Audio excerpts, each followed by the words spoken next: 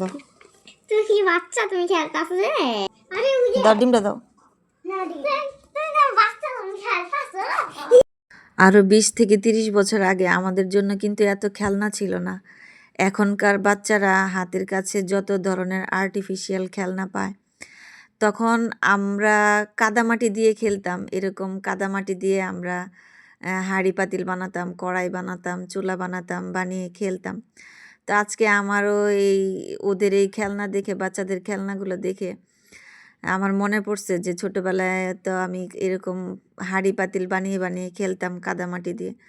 তো আমার বাচ্চারা এরকম স্লাইম দিয়ে খেলতেছিল, তো আমার বলতেছে মাম্মা কিছু বানায় দাও। তো আমার এটা হাতে নিয়েই এই আগের দিনের কথা মনে পড়ে গেল। তারপর আমি হাঁড়ি বানালাম আর দুইটা পাতলা পাতলা, মানে আমার যা মনে আসলো বা হাতে স্পর্শে যতটুকু পারলাম বানিয়ে দিলাম আর কি।